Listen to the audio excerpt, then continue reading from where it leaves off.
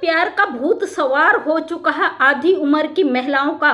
जब सच सामने आता है तो उस सच को देखकर रोंगटे खड़े हो जाते हैं, पैरों तले जमीन खिसक जाती है। अभी आपने देखा होगा मेरठ से अपनी बेटी की शादी के 10 दिन पहले एक सास भाग जाती है अपने दामाद के साथ। उस सास को पकड़ा गया है, उसका जब खुलासा सामने आया है तो बड़ी बेशर्मी, बड़ी बेहयाई उसे देखकर मजबूर हो गए कि आपके बीच हम हर हकीकत को लाते रहे।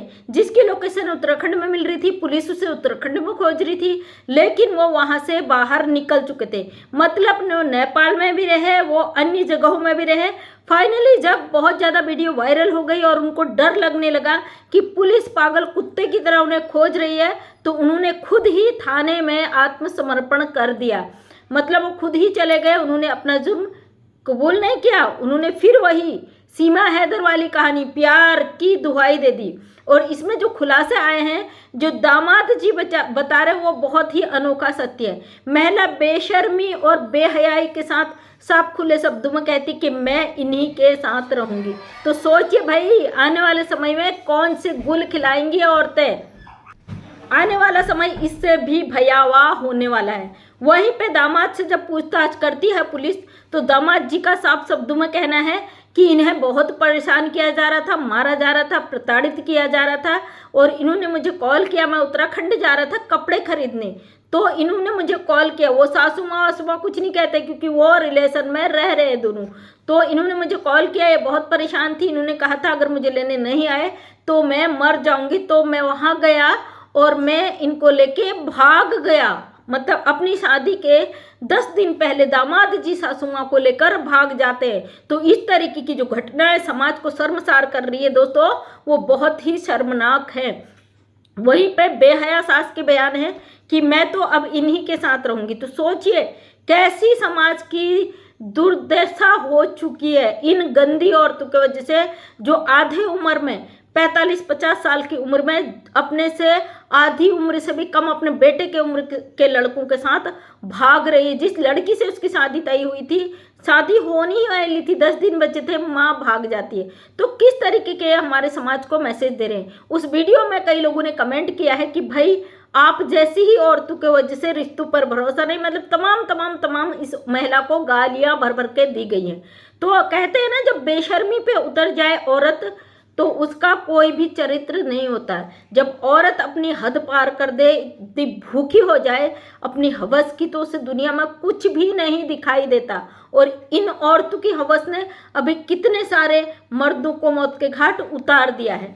अगर ऐसी औरतों पर लगाम नहीं लगाया गया तो आने वाले समय में ना जाने अब कौन कौन से दिन हम लोगों को देखने पड़ेंगे। तो दोस्तों, ऐसी जो नासूर बन चुकी औरतें, जो किसी की जिंदगी को जिंदगी नहीं समझ रही है, तहस नहस कर दे रही है, घरों को बर्बाद कर दे रही है, प्यार को इस तरीके से इन लोगों ने बदनाम कर दिया है।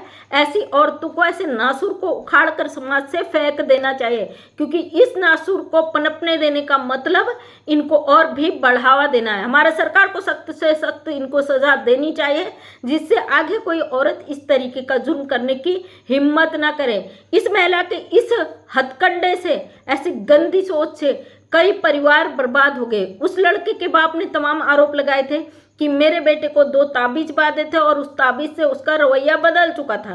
क्या अब वो पुलिस गिरफ्त में है? उसकी ताबीज खोलने के बाद उसका नशा नहीं उतरा होगा? बिल्कुल भी नहीं। जो ये महिलाएं हैं इस तरीके से जो गंदी हरकत कर रहे हैं, या आधी उम्र के बच्चे जिस तरीके के अधेड़ उम्र की औरतों के साथ हरकत कर रहे हैं, बहुत ही ज़्यादा शर्मनाक ये दुर्दशा का समय चल चुका है। वहीं पर उसकी बेटी सदमे में है। सोचिए, जिस बेटी की शादी के मात्र 10 दिन बचे हो और जिसने तमाम सपने सजोए हो, नए घर में जाएंगे, दूसरे के घर में जाके उसका अपना आशियाना बनेगा, उस बेटी का पूरा दुनिया उजड़ जाती है उसकी अपने ही माँ के हाथों। तो सोचिए क्या आने वाला समय रहेगा।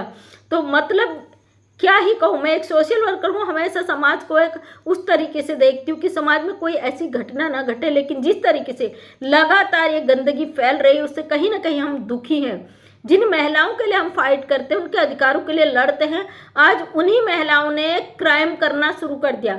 अपराध की दुनिया में सबसे आगे नंबर 1 पे है महिलाएं, और आज हम उन्हीं महिलाओं के लिए सरकार से रिक्वेस्ट करते हैं, ऐसी महिलाओं के लिए सख्त से सख्त कानून बनाया जाए, पहले कहते थे बेटी बचाओ, तो अब बेटों को बचाने की बारी है। बहुत हो चुकी है बेटियां, क्योंकि बेटियों के जो अधिकार हैं उन अधिकारों का दुरुपयोग आधी उम्र की औरतें कर रही हैं। एक ऐसी महिलाएं कर रही है जो 4-4 बच्चों की माँ है और जवान बच्चों की माँ है। वो महिलाएं अपने प्यार को इस तरीके से बदनाम कर चुके हैं। एक हवस जो इनके अंदर पल रही, वो हवस कहीं ना कहीं दुनिया में बहुत गंदा मैसेज दे रही है।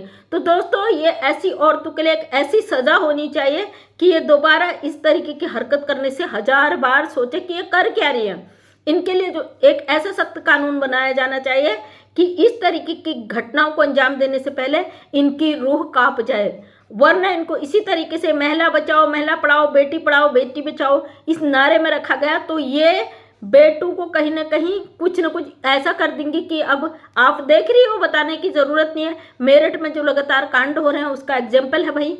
अभी हमारे देश में प्यार को एक आड़ बनाकर जो आई हुई है पाकिस्तान से सीमा हैदर 4 बच्चों को लेके, इस महिला ने जिस तरीके से समाज को ये खुला चैलेंज दे दिया है कि भाई प्यार ही सब कुछ है, चाहे आपका पति जाए भाड़ में, आपके बच्चे जाए भाड़ में, आपके लिए अपने से आधी उम्र का लड़का मायने रखता है।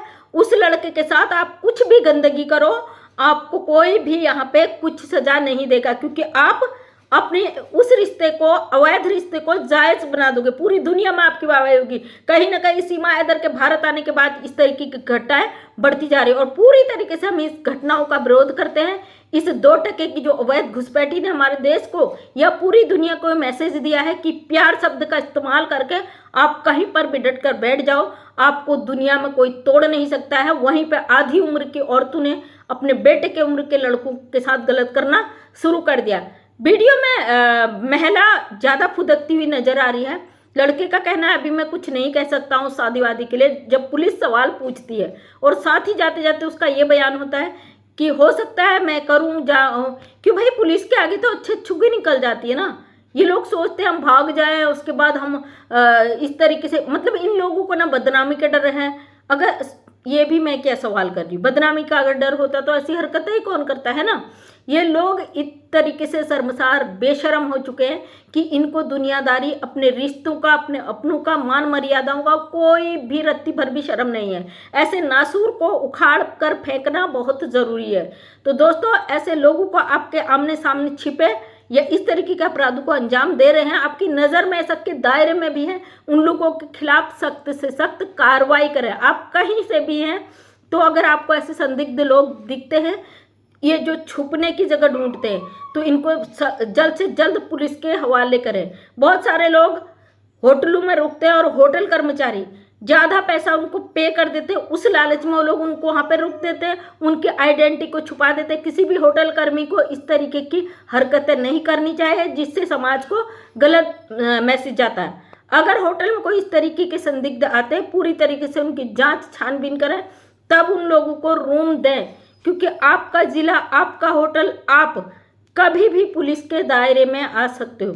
क्योंकि मैं एक पुलिस परिवार से हूँ, बहुत अच्छी तरीके से जानती हूँ कि किसी भी होटल में अगर कोई व्यक्ति जाता है, वहाँ पर ठहरता है, तो उसकी आइडेंटिटी मांगी जाती है। पिछली बार एक लड़की भाग गई थी, उत्तराखंड से नहीं, वो दूसरे स्टेट से थी, यूपी से थी, तो उस लड़की को तुरंत पकड़ लिया गया था, क्योंकि वहाँ पे भी हिंदू मुस्लिम कांड हुआ था, लव जिहाद जिसे कहते हैं। तो वो लड़की भी उस होटल में रही थी, लेकिन होटल वाले ने तुरंत पुलिस को कॉल करके उसे सूचना देकर तुरंत गिरफ्तार करा दिया था। अगर आप होटल वाले हैं, आपके यहाँ किस इस तरीके के लड़के लड़कियाँ, अधेड़ उम्र की महिलाएं आती, अपनी आइडेंटिटी छुपा कर रहती हैं, आपको एक्स्ट्रा पेमेंट देती हैं, तो आप उस पेमेंट लालच में ना आए, क्योंकि हो सकता है आपका वो लालच आपको जेल में जिंदगी भर सड़ाने के लिए काम आए। क्योंकि अगर आप किसी की बिना आइडेंटिटी के अगर आप किसी को संरक्षण देते हो, वो भी कानूनन अपराध है। दायरे में रहकर अपने समाज के लिए अच्छी भागीदारी जरूर निभाएं। उम्मीद करती हूँ आप लोगों को चीज़ें समझ में आई होगी। कमेंट्स के माध्यम से अपनी राय जरूर दीजिएगा। मैं मंजू विश्वकर्मा, हल्द्वानी उत्तराखंड से एक समाज सेवक हूँ। अपने वीडियो के माध्यम से हमेशा समाज को जगाने की काम करती हूँ। उम्मीद करती वीडियो पसंद आया होगा। अगर पसंद आया तो लाइक शेयर कमेंट करें। नेक्स्ट टाइम मेरा वीडियो देखना चाहते हैं तो चैनल को करें subscribe. Thank you so much. धन्यवाद।